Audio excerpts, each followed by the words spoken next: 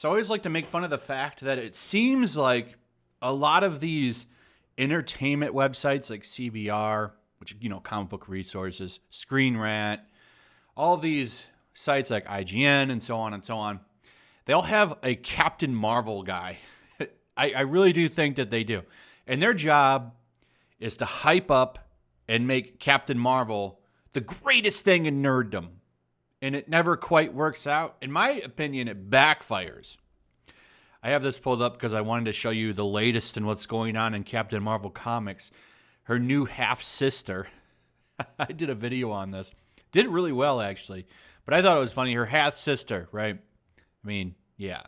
You can go watch that video if you want. I had a lot of fun making it. But let me show you the headlines. They're obsessed with making Captain Marvel into this deadly powerhouse. I want to show you headlines from just this past year that I collected. I just did a search on Captain Marvel, and these are some of the headlines that popped up. Let me read them for you. Captain Marvel confirms she is the most powerful Avenger. With no gadgets, tech, or magic to help, She-Hulk is the strongest Avenger, which makes Captain Marvel the champion when taking her down. Okay. So we have that headline. Captain Marvel is strong enough to break adamantium. Captain Marvel may be the world's strongest superhero, and she proved it in the comics by breaking the strongest metal around. Empire shows why Captain Marvel is really the strongest Avenger. I'm not done. Captain Marvel's new upgrade makes her even stronger.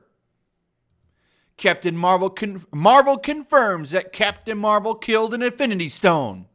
Captain Marvel made me a hero, but a recent Marvel miniseries reveals Carol Danvers accidentally killed a host for one of the Infinity Stones. Captain Marvel's newest big power boost came from a frightening MCU weapon. Captain Marvel's death just made her even stronger. Think of this one. Captain Marvel is becoming Marvel's deadliest Avenger. Do you see the trend here? The trend is that for some reason, and I don't know why, well, actually I do know why, these outlets, they want to make her, okay, they seem to think, in my opinion, that by saying over and over again that she's more powerful than anybody else, that she's the deadliest Avenger, that she's the strongest in the universe, that for some reason, that's going to make her popular. That's going to make her the greatest superhero in nerddom, and everyone's going to love her. Well, if that was the case, then everybody would love Superman. He's not everyone's favorite character. I like Superman a lot. He is probably, well, at least during the Rebirth era over in DC Comics, he was my favorite. But it wasn't because he was powerful. It was because of him juggling a family life and being Superman. I thought that was an interesting concept. Like, in some ways it made him relatable, but just making a character powerful doesn't make the character interesting. But the only way that these people can think of to make Captain Marvel interesting is to make her more powerful. It really shows you the flaws of the character. Now, there are some things about Carol Danvers that you could make interesting, like alcoholism.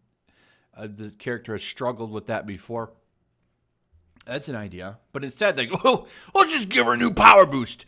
New power boost, that'll make Captain Marvel more relatable. That'll make her awesome. It kind of shows you how creatively bankrupt the modern comic book writer is, because the only thing they can think of as far as trying to make Captain Marvel an interesting character is to give her new weapons and powers. Well, she can break Wolverine's bones. Doesn't that make her cool, kids? And it's not really what makes people interested in the characters, and they don't seem to understand that.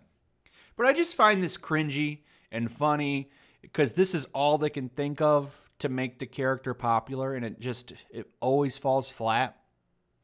And this is the headline for every article. Why is she cool today? This is the recent one. This is from 2 days ago. Well, apparently she's a supreme accuser. If you don't know what that is, I think it was Thor: The Dark World, or was it Guardians of the Galaxy? It was Guardians of the Galaxy that had an accuser. Remember Ronan the Accuser? He had that hammer.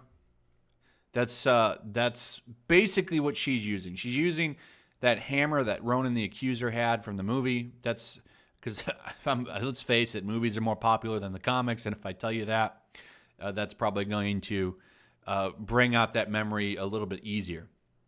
And it's easier to explain. But here she is wielding it. Now, why is she deadly? Well, that hammer gives her a power boost, of course.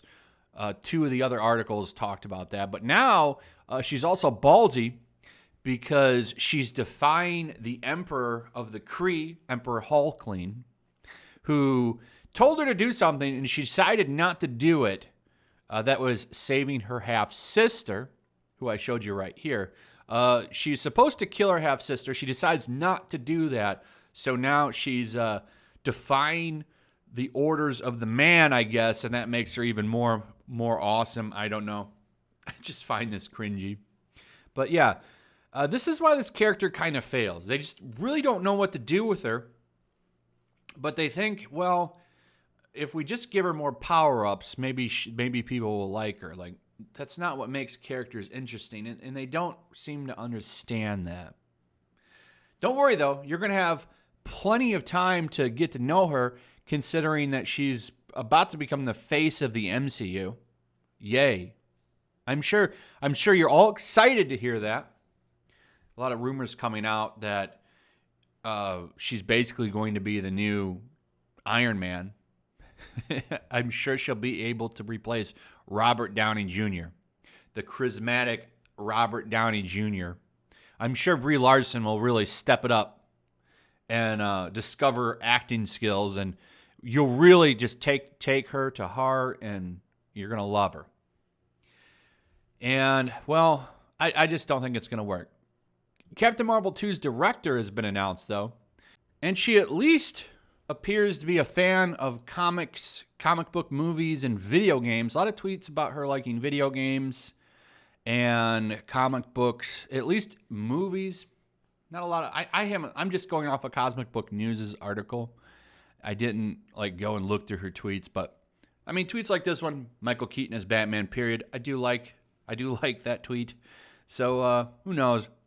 I mean, she's working with a very limited actress, not a lot of range in Brie Larson acting. So there's only so much she can do.